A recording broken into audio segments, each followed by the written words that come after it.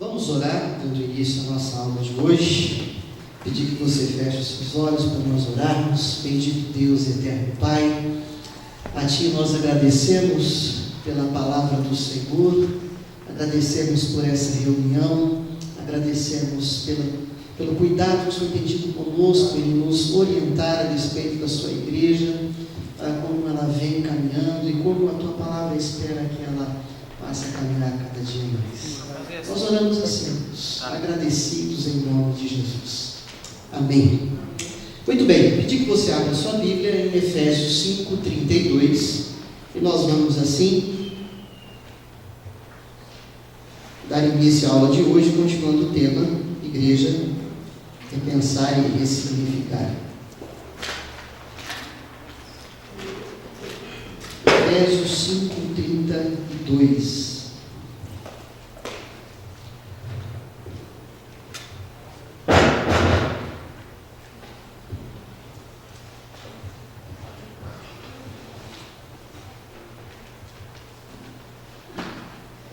Vamos ler juntos, todos, mesmo assentados, esse verso, todos. Grande é este mistério, mas eu me refiro a Cristo e à igreja. Vamos de novo? Grande é este mistério, mas eu me refiro a Cristo e à igreja. É um mistério. E nós buscamos fazer algumas aplicações a partir de domingo passado, para que possa, de uma maneira prática, para você já o ressignificar. Nós estamos repensando e a gente vai ressignificar mais à frente, mas a gente já começou a ressignificar em alguns momentos. Por exemplo, quando nós, há 2, 3 domingos atrás, lemos aqui no final de um culto as narrativas de Números, capítulo 6, versos 22 a 26, onde fala da bênção aramônica, e quando nós lemos 2 Coríntios 13, a despeito da bênção apostólica, nós ressignificamos, pelo menos a partir da pessoa do pastor, de que a bênção não está restrita ou circunscrita ao pastor. Primeiro, que ele não é sacerdote exclusivo como Arão e os filhos deles eram na narrativa de Números. Segundo, que o pastor não é apóstolo como o apóstolo Paulo foi. Então, dentro da realidade de hoje, se todos nós somos sacerdotes, então todos nós podemos abençoar uns aos outros. Então, de uma certa maneira, nós repensamos isso e já ressignificamos, pelo menos da parte do pastor. Um outro ressignificar que nós iniciamos a semana passada foi a despeito da mulher e do homem. Quando nós trabalhamos aquelas imagens de templo de Herodes, especificamente, lá no século I, de uma maneira muito abrangente, resumida, eu vou colocar aqui porque nós vamos ler outros textos hoje, que é de suma importância para nós.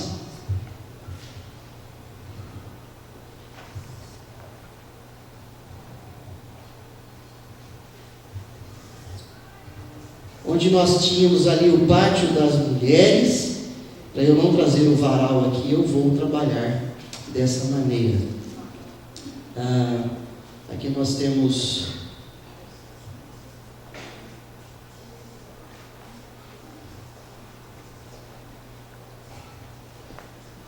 o santo lugar e o santíssimo lugar, é onde está. Nós temos aqui o pátio dos gentios. Voltando, nós vamos lembrar isso, para nós entendermos um versículo que eu vou aplicar aqui, que talvez irá mexer com o seu conceito. Então, quando nós olhamos ali para essa expressão templária do templo lá de Jerusalém, a outra coisa que nós já ressignificamos é que temos entendido que este lugar não é a casa de Deus, mas a casa de Deus é cada crente, cada um de nós somos a habitação do Espírito Santo, onde nós estivermos. Então nós não estamos apenas repensando, já começamos a ressignificar de uma maneira mais objetiva, se assim eu posso dizer. O que tem a ver esse aspecto desse pátio das mulheres em específico e esse pátio dos homens aqui? Vou começar minhas rabisqueiras aqui. O que diverge? Como a igreja hoje, no século 21, ela foi formatada, se assim podemos dizer, configurada em cima dessa ideia templária, é isso que nós estamos tentando mostrar, que algumas coisas nós estamos equivocados, algumas coisas nós precisamos mudar, e isso tem a ver não apenas com a nossa reunião como igreja, mas tem a ver com o nosso dia a dia.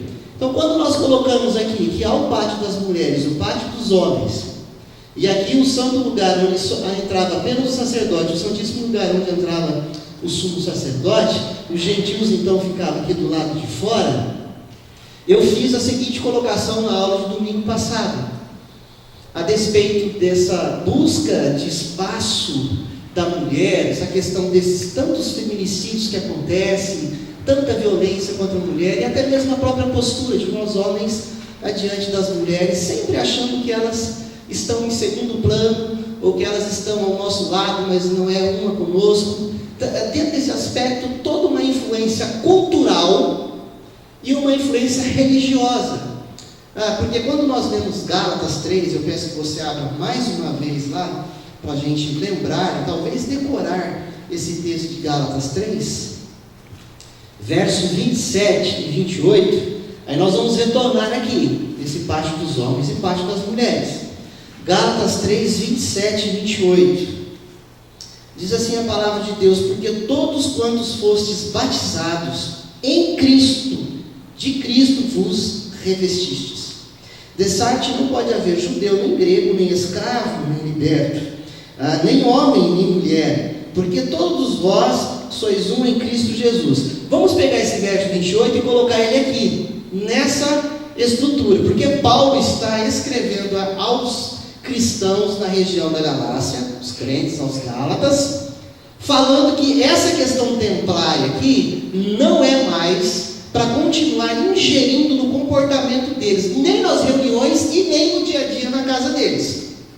Dentro desse aspecto, olha o verso 28. Dessarte não pode haver judeu. Onde que está o judeu aqui? Me ajuda? Aqui, onde que está o judeu? Ok, muito bem. No pátio dos homens está o judeu. Onde mais?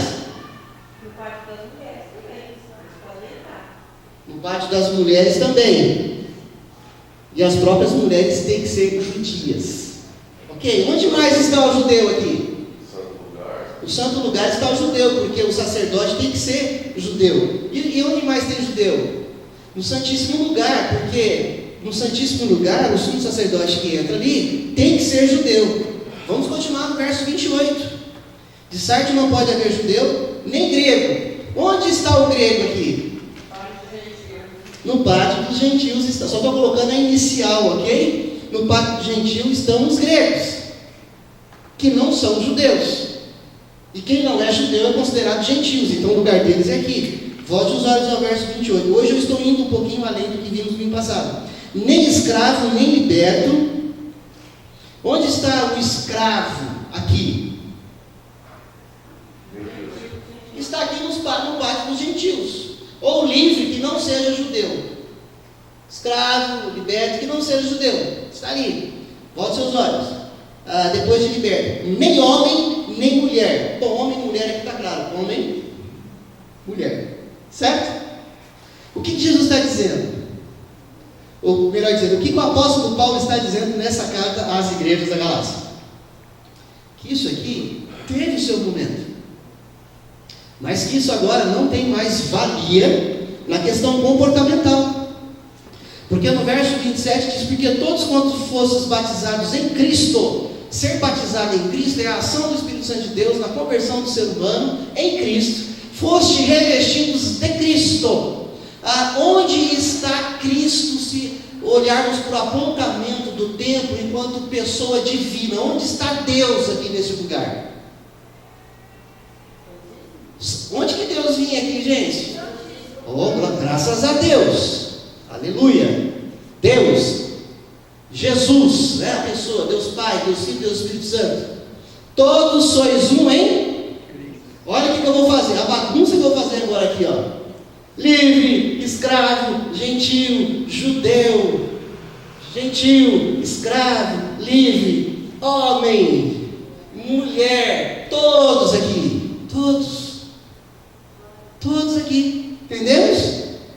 Todos aqui, essas separações não existem mais, todos estão aqui. Então, se todos estão ali, todos têm acesso a Deus e Pai, todos são sacerdotes, porque o nosso sumo sacerdote, conforme a carta aos Hebreus, é Jesus Cristo, nosso Senhor, Ele é o nosso sumo sacerdote. Hebreus capítulo 9, capítulo 10 trabalha essa questão de Cristo enquanto sumo sacerdote.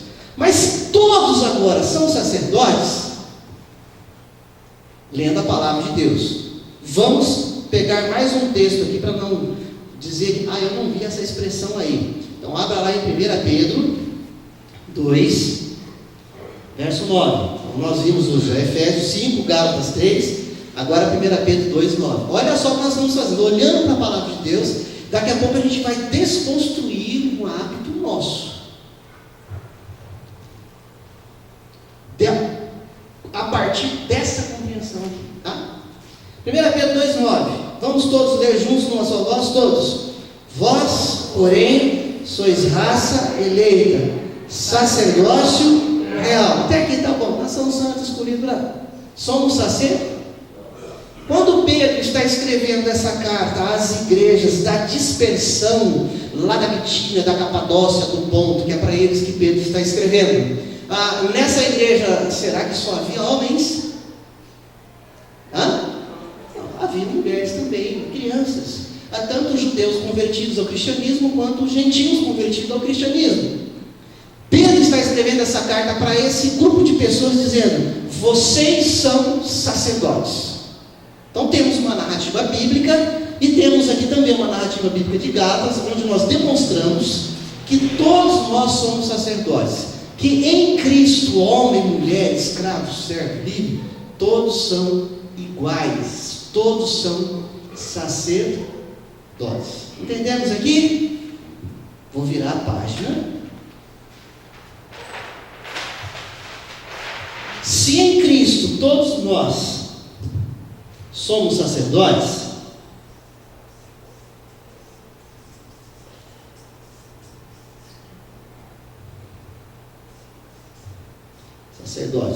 todos os cristãos. Aula dada, aula estudada. Qual era a função do sacerdote?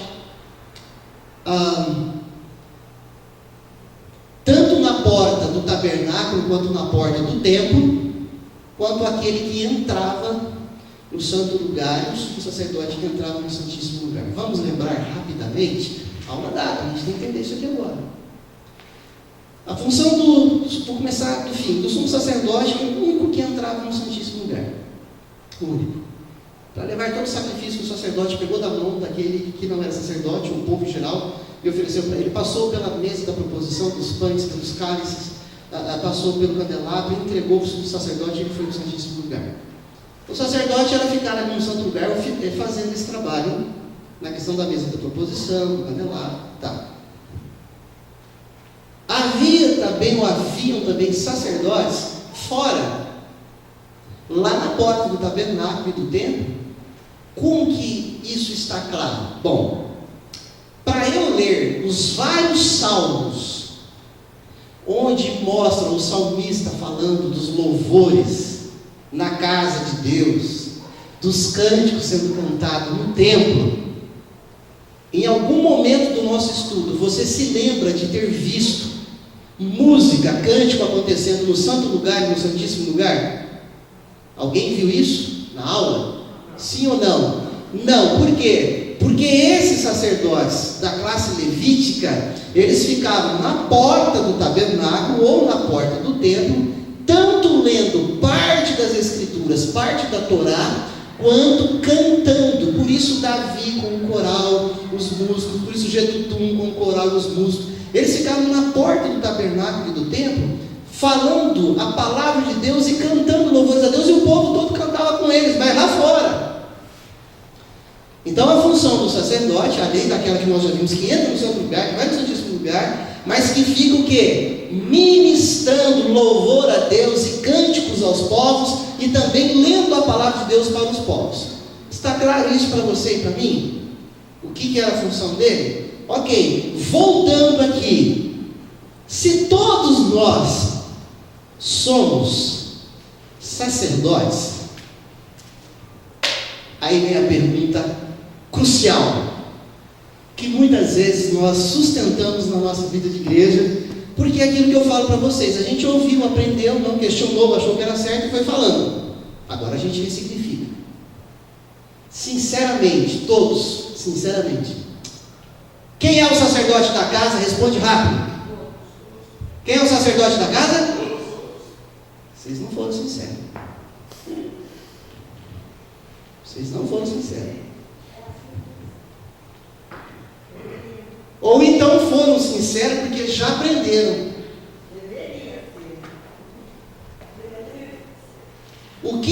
Bom, pelo menos eu cresci aprendendo, e eu sei que também, que o sacerdote da casa é o homem.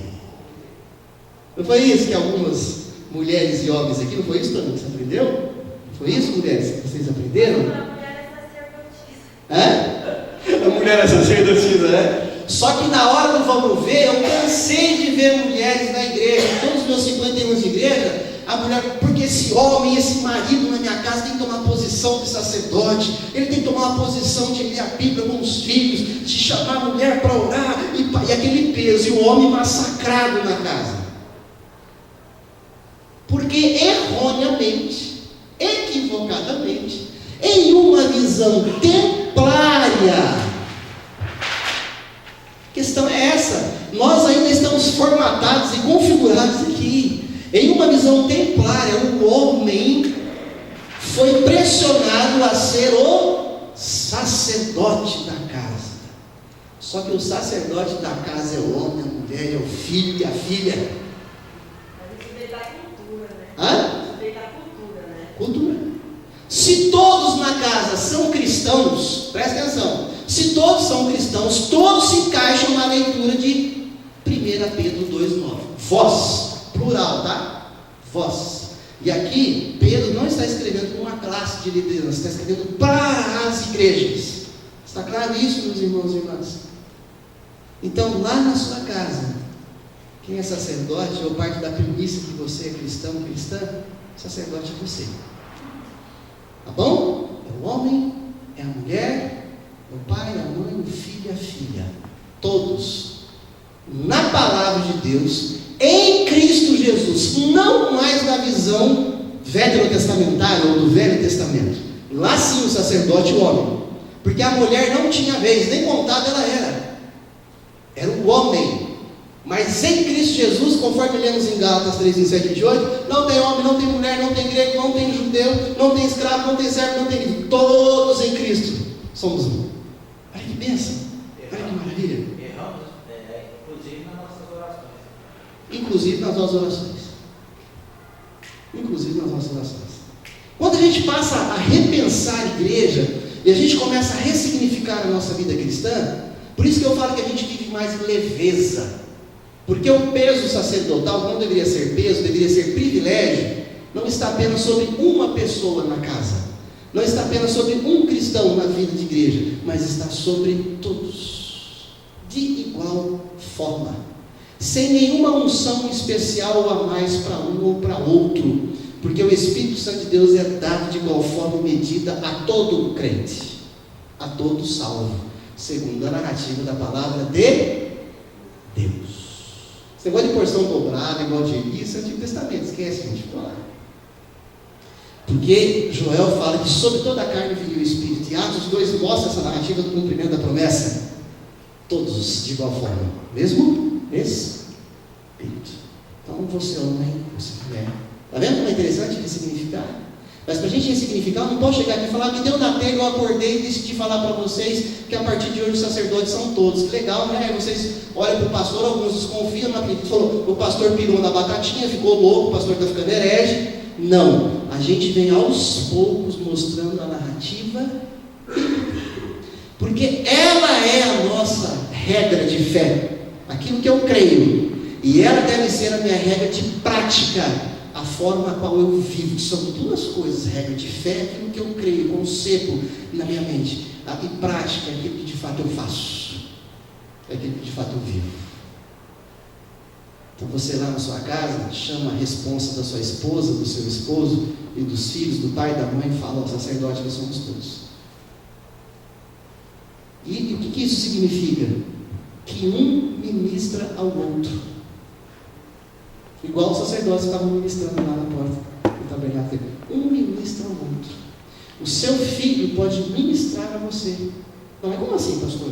Meu filho, aquela criança de 10 anos, ou você acha que Deus não tem poder de usar aquela criança de 10 anos para ministrar para você? Mas a minha mulher ministra para mim, eu sou o homem da casa, meu pai me ensinou isso, a cultura ensinou isso, há séculos, há milênios é assim, a Bíblia ensinou isso. A Bíblia nunca ensinou isso. Interpretaram errado. Porque em Cristo a Bíblia já dizia que todos eram um só. Aí você pode dizer: não, mas o pastor ensinou. Tá? Eu também sustentei isso por um tempo. Depois a gente vai estudando, aprendendo e vê que não dá mais. Não é assim. A Bíblia não ensinou errado, ela ensina certo. Nós é que precisamos aprofundar no estudo. Por isso que repensar não é tão simples assim. Por isso que a gente vem aos poucos. Por isso que aquele varal, tabernáculo, templo, cai, reconstrói, igreja nas casas. Isso não é tão simples assim. Então você e eu temos autoridade igual, pelo mesmo Espírito Santo de Deus, que não é de confusão, mas ele é único, para ministrarmos uns aos outros. Tá bom, irmão? Não é legal? Você é ungido de Deus, com autoridade e poder de Deus para ministrar sobre a sua casa, sobre os seus queridos. Você é, ok? Isso é responsa, tá? Não é só privilégio, isso também é responsabilidade. Isso é responsabilidade. Vamos mais um pouquinho dentro desse aspecto, onde todos nós somos, então? Beleza? Todos nós. Segundo, pastor, na mesma linha, pode fazer uma pergunta? Pode perguntar. Versículo de 1 Pedro, em alguma linha da igreja presbiteriana, não diverge ou confunde em relação ao sacerdócio, à raça eleita, por causa do versículo, uma linha tipo reformadores? Na linha da igreja presbiteriana, aliás, dentro da igreja reformada, uma das que mais ensina sobre o sacerdócio universal de todos os crentes. Só que aquilo que nós temos dito, uma coisa é o discurso, outra coisa é a prática. Conquanto nós ensinamos sobre o sacerdócio universal de todos os crentes, você percebe ainda que em alguns estudos, em algumas mensagens que você pode ouvir na própria mídia, ou ler em alguns artigos e revistas, o sacerdócio é apontado para o homem. Isso quando não é apontado apenas para a figura do pastor. Então o que acontece? Temos isso escrito, mas na prática isso ainda precisa ser mais vivido, não apenas ensinado. Agora, isso para ser ensinado tem que começar, eu não tenho dúvida nenhuma, de cima. Isso tem que começar, eu assumo a responsabilidade, eu tenho buscado fazer isso com toda a minha limitação, a partir da minha vida. E isso tem a ver com toda aquela questão, quando nós olhamos o aspecto do templo, voltando para responder a tua pergunta. A pessoa que entrava aqui no santo lugar, com que tipo de vestimenta ele entrava? Igual a vestimenta de quem estava no pátio dos gentios, no pátio dos homens e no pátio das mulheres? Era igual? Não, era uma vestimenta toda especial. Ele fazia um ritual de purificação todo diferenciado antes de chegar aqui. E esse aqui então, o sumo sacerdote? Agora, essa figura aqui, ela é transferida, essa figura tanto de autoridade espiritual, sacerdote ou sacerdote, ela é transferida culturalmente, religiosamente, mesmo depois que sai do templo de Herodes e vai para a Basílica e para o templo pós-reforma, é transferida para quem? Para os padres e para os pastores. Por isso que os padres e os pastores vêm usando indumentárias diferentes, porque eles culturalmente leem ainda aqui. A chave hermenêutica desses ainda é aqui. A indumentária do sacerdote somos sacerdote, santo lugar e santíssimo lugar. Porque, e dentro dessa sua pergunta, onde que entra a resposta? Agora, se eles adotam essa indumentária desde a basílica, desde o templo, na verdade, de Herodes, de Salomão, ele passa isso para a basílica, se eles continuam usando isso e depois vai para o templo romano, e depois, mesmo acontecendo a reforma protestante, eles continuam com esse tipo de indumentária diferente dos demais, o que eles estão dizendo para eles e para os demais? Que eles são o quê? Que eles são o sacerdote. E o povo é o quê? O povo é leigo, o clero é o sacerdote. O povo é o povo. Você entendeu? Então, essa questão do concreto, do visual, fala muito. Fala muito. Então, onde que a gente começa? Quando eu digo a gente, vou chutar a canela da classe pastoral e padre, que eu sou e eu posso chutar a minha própria canela. Onde que a gente começa? Quando eu digo a gente, o povo que se acha do santo lugar, santo lugar, onde que a gente começa a mudar a ideia do homem que está no pátio do homem, da mulher que está no pátio da mulher, do gentil que está no pátio do gentil? Quando que a gente começa a mudar a ideia deles? Primeiro, quando a gente começa a se vestir igual a eles. Parece bobeira, parece que é simples, mas isso revela o igual e o diferente. Isso revela ser igual. Eu não estou me colocando em pé de igualdade. Então eu não vou mais me vestir diferente, porque eu já entendi que não tem nada a ver aqui. Então a minha vestimenta, eu estou dizendo de uma forma prática, eu sou igual a vocês.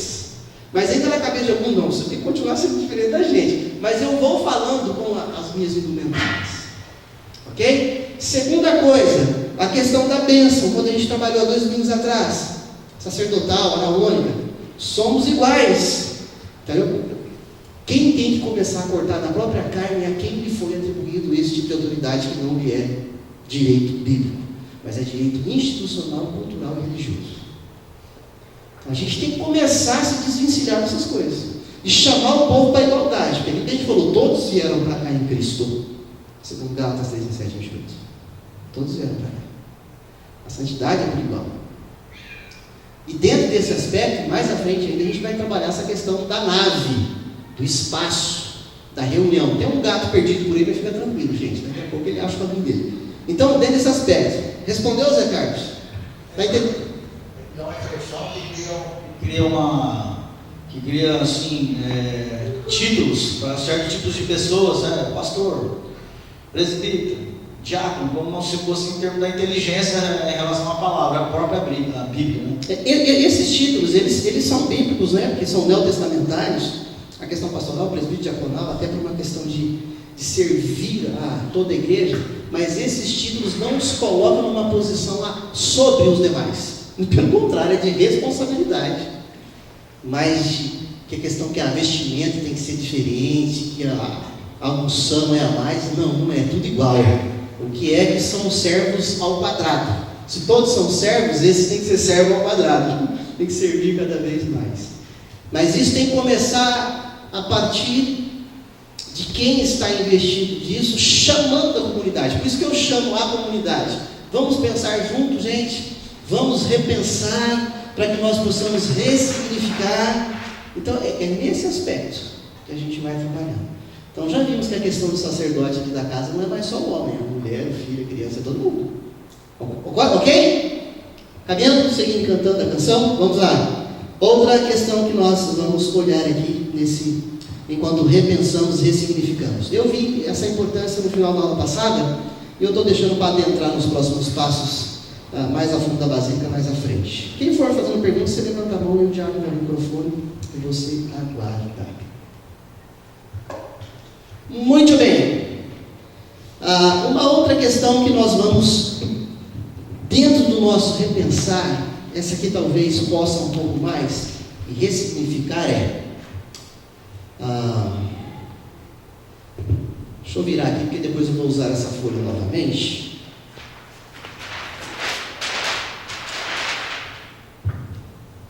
Lá vai o pastor mais uma vez numa tentativa de desenhar. A gente insiste, né? Mas vamos lá.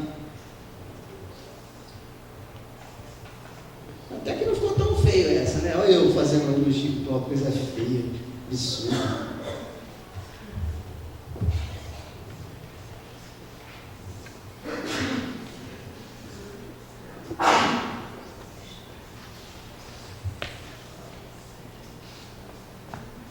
Opa!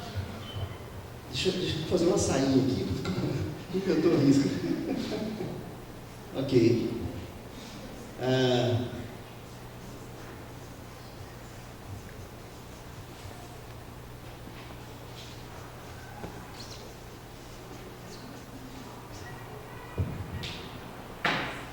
Eu escrevi igreja nos dois aqui, mas eu penso que igreja é um só aqui, certo? Mas ainda na cabeça da maioria do povo religioso, seja ele um cristão católico, seja ele um cristão protestante, e seja ele um protestante histórico, pentecostal ou neopentecostal, a maioria ainda olha para essa figura aqui como se ela fosse a igreja. E nós estamos trabalhando e repensando que a igreja é cada um dos... Deixa eu escrever aqui, né? Salvos. Salvos. E salvos, obviamente, partimos do princípio que salvos é em Jesus. Onde que nós vimos isso? Presta atenção que eu vou fazer um jogo rápido aqui. Esse prédio, que ainda é visto por muitos como igreja, ele vem sendo uma tentativa de copiar o quê? O templo de Salomão, Zorobabel, de Herodes, passando pela Basílica Romana e pelo Templo Romano, que é o que nós temos hoje, os prédios. Os caras, você vai lá na igreja da Coab, onde é? Lá na Murilo Conchado, aí mostra a foto do prédio. Presta atenção, quando a gente importa uma imagem, uma arquitetura, ela não vem isolada da sua cultura, ela não vem isolada da sua cultura religiosa, porque ainda quando olhamos para esse lugar como uma igreja, então esse lugar aqui, que nós chamamos de igreja, então ele também é a casa de Deus. Não é que é, né? Estou dizendo assim, uma boa parte ainda respeitamos. Essa igreja ainda para muitos é a casa de Deus. Por quê? Porque lá no templo de Jerusalém, Deus vinha e habitava lá no Santíssimo Lugar diante do sacrifício. Por isso que quando alguns ainda adentram essas portas, ou adentram qualquer porta de qualquer prédio de reunião de igreja, quando entra, já entra naquela sensação, cheguei na casa de Deus. Só que não. Mas vem essa sensação. E aí quando os levitas, presta atenção, aí quando o sacerdote, olha só a ideia, o sacerdote e o sumo sacerdote e os sacerdotes levitas que estão cantando e lendo a palavra aqui na porta do templo, no ano passado, esses sacerdotes e levitas, que ainda é visto na maioria dos crentes, o pastor, a liderança e o pessoal da música, o grupo do louvor. Aí qual que é a expectativa do povo? Que entra nesse espaço, que traz a cultura do templo e fala, entrei na casa de Deus, aqui vai acontecer por quê? Porque agora o sacerdote vai começar a oficiar o sacrifício, o sacerdote e os levitas que são sacerdotes vão começar a tocar o louvor e vão atrair a presença de Deus. Porque não é o sacerdote está fazendo aqui o sacrifício para atrair a presença de Deus? Então na cabeça do religioso isso não é apenas a arquitetura que vem a cultura religiosa. E aí existe uma expectativa de que, olha só, o sacerdote, lembra que eu falei da indumentária? Lembra que eu falei dos ritos de purificação que ele tinha que fazer antes de adentrar o templo? Por isso que algumas pessoas ainda esperam que o sacerdote, pastor, faça jejum a semana inteira, faça orações, se consagre a Deus, porque quando ele entrar aqui e ele oficiar o sacrifício, ele vai estar em condição de atrair a presença de Deus e todo mundo vai ser abençoado. Mentira ou verdade? Verdade da concepção, mentira da realidade. Você está certo, verdade? Essa é a expectativa do ser humano, da maioria dos religiosos. Mas não é assim. Foi assim. Mas em Cristo agora, quem são os sacerdotes que adentram qualquer lugar, qualquer espaço, para cultuar e oferecer serviço a Deus? Somos todos nós. Mas essa arquitetura, quando ela é trazida, vem também a cultura religiosa, vem também o serviço religioso na cabeça do crente. Então, para ele tem que ter isso. E vive aquela expectativa. Você já viu aquela expressão assim? Hoje o grupo de louvor não estava na unção.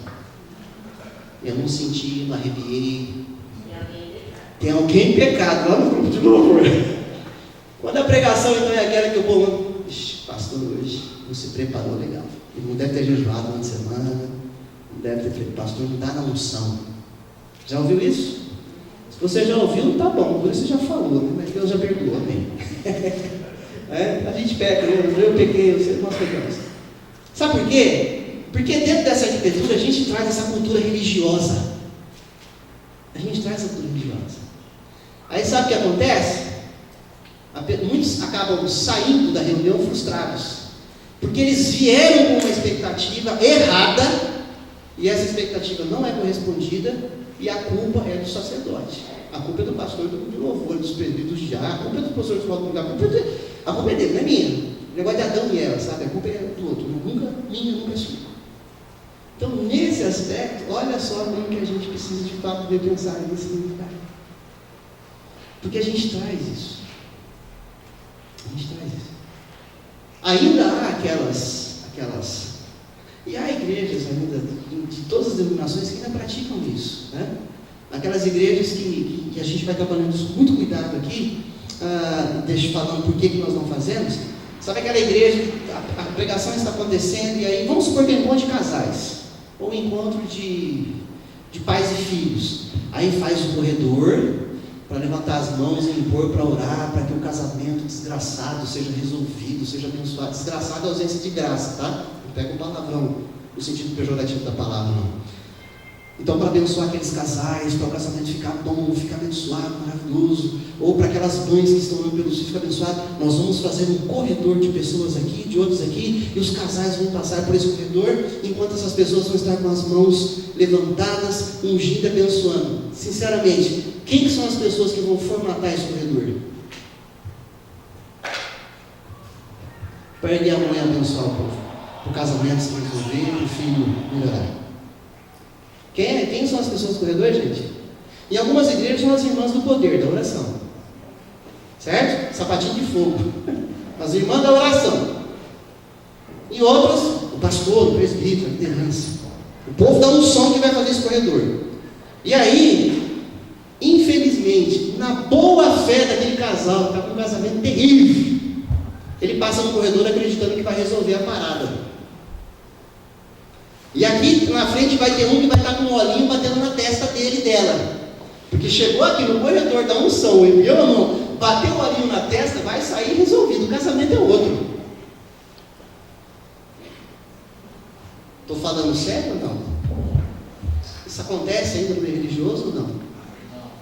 Não, né? Muito. E a nossa luta enquanto conselho e liderança da igreja é não permitir que isso adentre aqui. Conquanto sabemos que muitos gostariam que isso estivesse acontecendo aqui.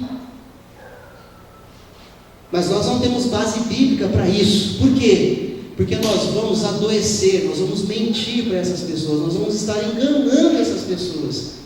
Porque esse corredorzinho e essa unção de alguns sobre outros, isso não é bíblico. Isso é mentira.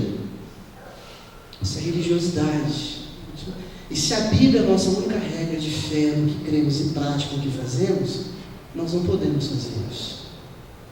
Então, por isso que nós não cremos no imediatismo, né? Por isso que nós cremos no assimilar da palavra, no dobrar-se a palavra, na mudança de vida, na direção de Deus, na graça de Deus, de cada um de nós. Isso não quer dizer que não podemos orar pelos outros. Não, orar uns pelos outros é privilégio de todo crente, foi o que nós falamos, porque todos nós somos sacerdotes. Mas não nesses tipinhos aqui de corredor da bênção, da unção. Misericórdia. Não, pode, você pode orar, podemos orar e devemos em qualquer lugar, uns pelos outros. Muito bem. Está vendo essa configuração? Quando a gente traz a arquitetura, a gente traz a cultura religiosa junto. Agora eu estou dizendo tudo isso também por esse aspecto aqui, ó. Traz aqui nessa expectativa de que é aqui que o fogo cai. Não é isso? É aqui que o negócio tem que acontecer. Sabe quando você vai à igreja, na reunião, o povo fala, você vai lá, põe meu nome na oração lá, ora por mim lá, já recebeu esse pedido? Por quê? Porque aproveita a oportunidade de falar para a pessoa, já dá um abraço nele e fala, eu vou orar agora aqui, porque o sagrado sou eu, não é lá que acontece em qualquer lugar. Vamos orar? A pessoa já toma um susto, né? Porque na cabeça dela não está no lugar, é aqui que acontece, mas não é só na cabeça de quem não é cristão, é na cabeça de muito crente, é aqui que acontece. Também. Mas eu não vou ficar esperando acontecer só aqui 1 dia, 2 dias por semana, poucas horas. Eu quero que aconteça todo dia na minha vida, na minha família, onde eu estiver. Ou você não quer isso também? Está vendo, gente, como a gente às vezes vive um cristianismo pobre diante de uma religiosidade calacrada na cabeça da gente? Bom, vem essa arquitetura e vem a ideia de que aqui é que tudo acontece. Então, se é aqui que tudo acontece, se é aqui que frequentam os crentes, agora é que eu vou entrar. Se alguém sai daqui, literalmente, se alguém sai dessa geografia, sai desse espaço, ele é chamado do que na linguagem de hoje? Desigrejado. O que mais? Desviado. Perdido. Trata um monte de adjetivo. Qual a base bíblica para isso tudo que nós falamos aqui? Qual a base bíblica? Se bem que tem vários livros já intitulados Desigrejados. É a nomenclatura que deram. Mas antigamente, né, é que desigrejados foi o nome mais chique, né? Na verdade, desviado. Fulano está desviado da igreja. Está aqui, esse texto está corretíssimo, né? Vai aproveitar que a Leonora já puxou o texto aí de Hebreus 10, 25, que está aqui na minha anotação. Hebreus 10, 25. Abram lá, por favor, Hebreus 10, 25. Já deu o gancho, vamos adentrar. Esse texto está corretíssimo dentro da sua hermenêutica, dentro do seu contexto. Bem lembrado aí, Hebreus 10, 25.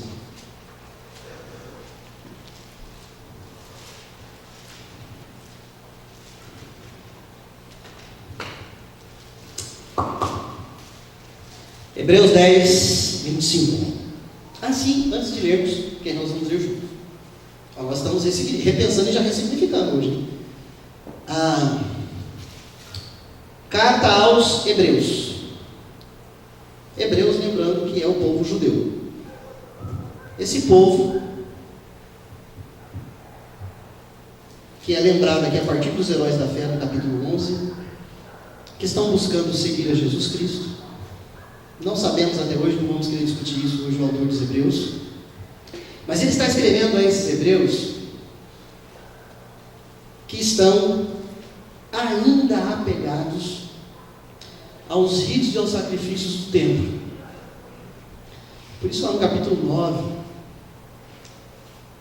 versos 19 em diante, fala: tenhamos ousadia e intrepidez para entrar no santíssimo lugar que a gente mostrou aqui.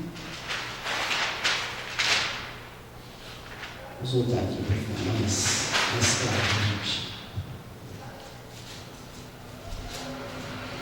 Hebreus 10, 25 que eu disse, mas a gente já vai ler. Abre lá no 10 um pouquinho. Você já está no 10, né? Antes do 25, 19. Olha o 19. Tendo, pois, irmãos, intrepidez para entrar no... Onde? O que o autor dos Hebreus está falando? Gente, para esse negócio de padre gentil, padre Santo. É isso que está dizendo aqui.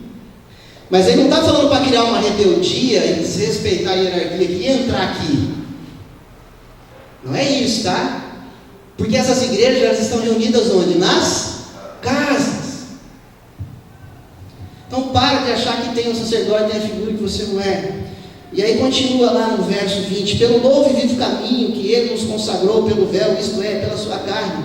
Se já consagrou, é porque o véu do templo já rasgou. A crucificação de Jesus já aconteceu, conforme Mateus 27, que o véu se rasga de cima a baixo.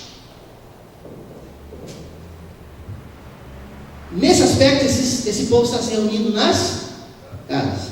Aí vem aqui a orientação no verso 25, que é o que a Leonora lembrou a gente que estava aqui. Vamos ler todos? Não deixemos de congregar-nos, como é costume de alguns. Antes, façamos admoestações, e tanto mais quanto vedes que o dia se aproxima. Gente, a gente vai começar isso aqui hoje, e a gente vai ter que levar alguns domingos a fio para ir explicando melhor isso, ok? O que é deixar de congregar, como é costume de alguns?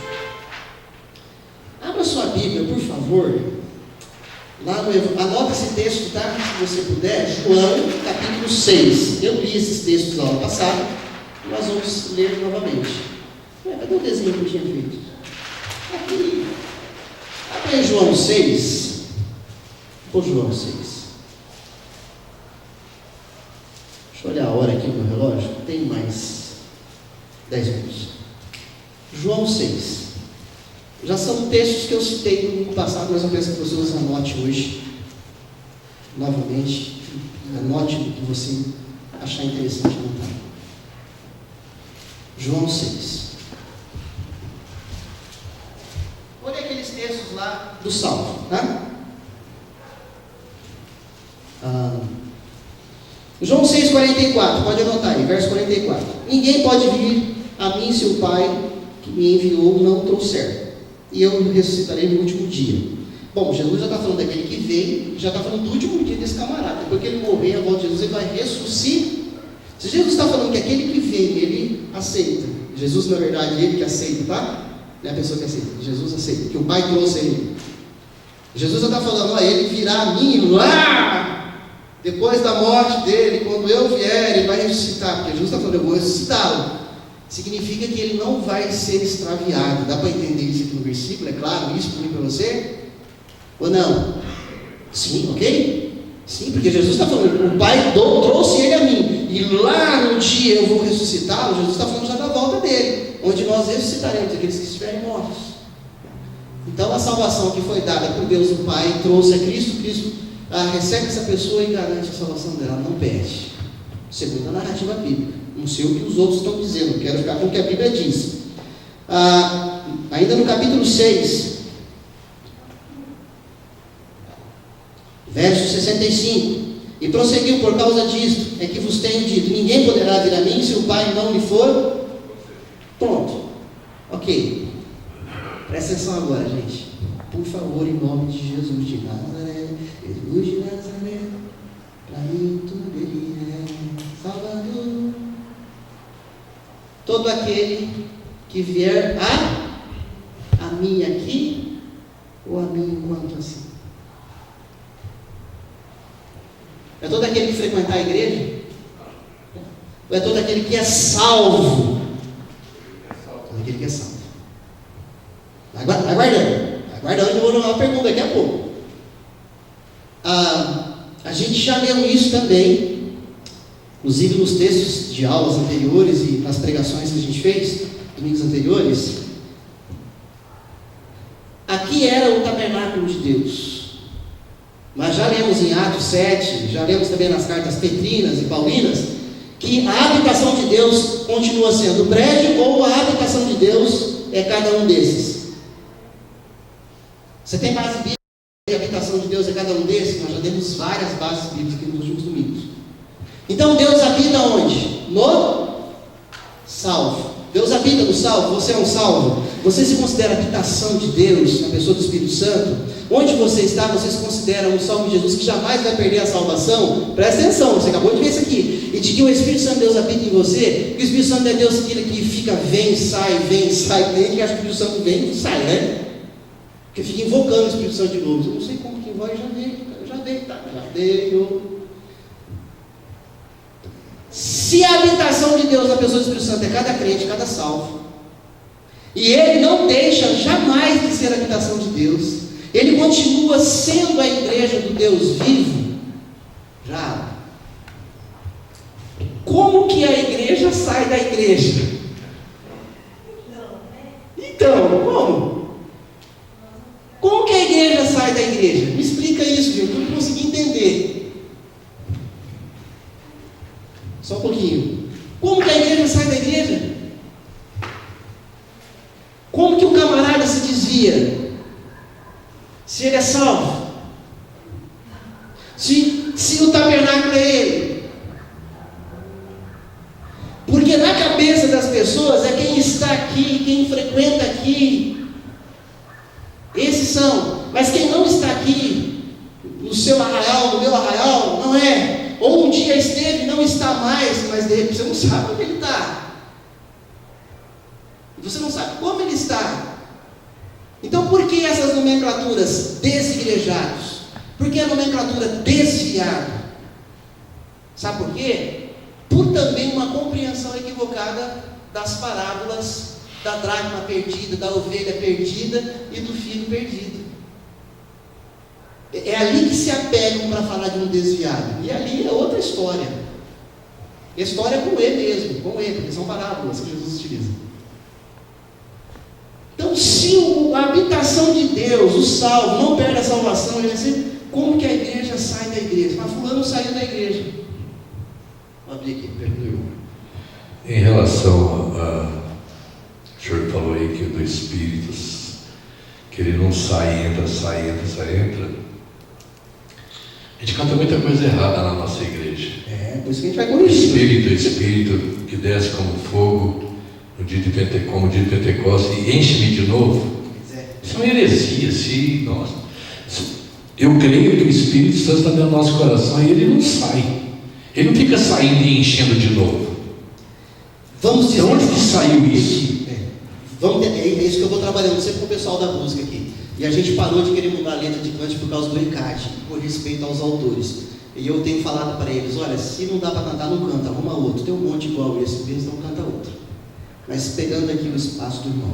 Em parte, o irmão está correto em dizer que o Espírito vem uma vez só e não sai. Mas essa questão de estarmos sendo cheios, isso aí ainda assim, é igual assim. O fruto do Espírito, ele é evidenciado em mim, em cada um de nós salvos, diante da nossa maturidade, do nosso crescimento cristão. Que é os frutos do Espírito lá que a gente, bondade, unidade, amor, domínio próprio. Então nesse aspecto assim, por isso que esse tipo de cântico é complicado de cantar mesmo, porque se a gente cantasse só Espírito, enche a minha vida, é uma coisa, mas quando eu falo vem como em Pentecostes, aí eu já complicou, aí não dá para cantar porque ele já veio, ele não virá de novo, ele já veio e já está. Mas essa questão de encher, quando a gente pega Efésios capítulo 5, verso 18, quando o próprio apóstolo Paulo fala enchei-vos do Espírito, ele está falando isso para a igreja de Éfeso, gente crente que já é habitada pelo Espírito Santo. Só que o enchei-vos do Espírito, ele está no presente contínuo. O verbo está conjugado no presente contínuo. Então é enchei-vos hoje, enchei-vos amanhã, enchei-vos depois de manhã. Como que esse enchei-vos acontece? Santidade, dobrar o joelho, Bíblia, oração, aquilo que você e eu buscamos fazer no nosso dia a dia em casa, ler a palavra, orar a Deus, se arrepender, pedir perdão, e é isso vai te fazendo, vai me fazendo ficar cada vez mais cheio. Não é cheio no aspecto de proporção, para mensurar, porque o Espírito é Espírito, ele não é corpo. Mas quando eu falo que eu quero ser mais cheio, eu quero ser mais dominado pelo Espírito Santo. Eu quero pecar menos, eu quero tomar menos decisões e quebrar menos a cara e deixar o Espírito Santo de Deus me dirigir mais. É nesse aspecto. Nesse aspecto o encher-vos é contínuo. Mas ficar orando e cantando para que ele venha como em Pentecostes, isso aí não vai se repetir jamais, gente. Aquilo já foi, já aconteceu. Encher não é entrar. Entrar é uma encher. domínio. Mas é o aspecto que dá, que a gente enche-me de novo. É quando fala enche-me de novo, é porque cantou antes, vem como em Pentecoste. Por isso que dá essa confusão. Porque antes cantou, vem como em Pentecoste, como se ele tivesse vindo. Ele veio. Tenta um exemplo aqui. Sabe aquele dia que você de manhãzinha não deixou de fazer a sua devocional? Você orou a Deus, você leu a palavra, você cantou, Senhor, controla a minha vida, vem controlar o meu pensar, meu jeito de falar. E aí quando você vai sair de casa, o cara já dá uma fechada no trânsito em você. Aí você coloca a mão para fora e fala, Deus te abençoe e te guarde. Por que você faz isso? Não, isso que eu estou dizendo. Boa, obrigado, Tiago. Né? Ou então igual o pastor. Era para fazer isso. Era para fazer. Então, mas olha só. Semana retrasada eu estava ligando para um pastor amigo meu, quando eu preciso de conselho, quando eu tenho que chorar, quando eu falo assim, eu acho que eu estou batendo cabeça, me ajuda, e eu ligo para esse pastor que é mais, que eu entendo que pode me ajudar. E ele estava conversando algumas coisas comigo assim, e eu falei para ele assim, cara, eu estava em determinada reunião e que deu vontade de mandar aqueles irmãos para aquele lugar, sabe? Eu, como pastor, tenho vontade também, irmãos. É claro que você não tem. Vontade de dar uma bifa de vez em quando uma pessoa. Aí, eu estava conversando com ele, né, pelo WhatsApp, ele falou assim, eu sei, você queria mandar ele lá, seu filho da Filístia. Eu falei, é isso mesmo, filho da Filístia. Aí a gente fica tranquilo. Nesse aspecto, voltar respondendo tudo bem, geralmente quando a gente corresponde assim, com uns pisadas no carro do dia fechado em trânsito, é porque a gente não fez a cartilha direitinho. A gente não orou como devia orar, a gente não buscou a Deus como devia buscar, a gente não se dobrou como devia se dobrar. E eu vivo esses dias, eu acredito que você vive também. Tem dia que a gente busca mais, que a gente se rende mais, se entrega mais, fala, Senhor, me domina mais. Mas tem dia que a gente sai relaxadão de casa. Tem dia que a gente é relaxado, largado. Aí a gente chega nesse lugar, põe a mão para fora e não fala, Deus te abençoe. Por favor, irmão, tenta pelo menos não pôr a mão para fora. Não é bom. Vai dar ruim, como diz o outro, né? Então esse encheios, ele é pastor, diário. mas a igreja da Coab, pastor, ressignificar, estudar eclesia, acho que não é legal. Tem uma igreja lá que está tendo um congresso missionário, que está vindo fulano A, B e C, e o fogo vai cair lá, e lá é mais rápido que na igreja da Coab. A igreja da Coab, o espírito é meio borocochô, não funciona direito. Eu acho melhor ir lá e não vir na igreja, mas falando. Mas, Ricardo, obrigado por me dar esse gancho, porque eu estou naquele dia do filho da Filístia. Eu vou falar, então vai para lá. Né? Vai para lá então. Vai lá buscar o fogo. Aí depois de 2, 3 meses, você vem pedir para a gente te aconselhar. Vem pedir para visitar no hospital dos doidos. Fui mal agora? Fui mal, gente? É o fato. É o fato. Obrigado pelo gancho, Zé. Você me ajudou, cara. Obrigado pelo gancho. Então, nesse aspecto, as pessoas ficam correndo atrás do quê? Do imediatismo religioso que foi colocado. Mas por quê? Por essa ideia de que é o lugar. Então, nós estamos chegando ao fim da aula de hoje. Como que a igreja sai da igreja? É possível? Diante dessas narrativas bíblicas? Não é, gente. Então, não tem desviado? Eu quero base bíblica para dizer que tem. Porque eu não encontro mais. Eu falava culturalmente, religiosamente. E o que Hebreus quer falar? Não deixei de congregar. Não deixemos de congregar. O autor, quase que eu dei o nome para o autor, que é uma convicção minha, não tem nada a ver. O autor dos Hebreus, ele está dizendo assim, ó, você que está aí na reunião da igreja, na casa A, casa B, não deixe de ir, porque isso faz bem para você. É bom você viver em irmãos, porque o corpo de Cristo foi estabelecido diferente lá do templo, para que você possa estar junto com seus irmãos, lendo a palavra, orando a Deus, louvando a Deus, porque aquele teu irmão vai te servir e você vai servi-lo. É nesse aspecto. Não deixemos de congregar, porque quem deixa de congregar é quem perde. Não é quem fica congregando, é quem deixa de congregar. Mas não significa que ele perdeu a salvação e que ele deixou de ser igreja nem desviado, que é o que a gente pensa, né? Fulano desviou, fulano caiu da graça. Já viu isso? Não existe. Só espera chegar o microfone aqui para o irmão, por favor.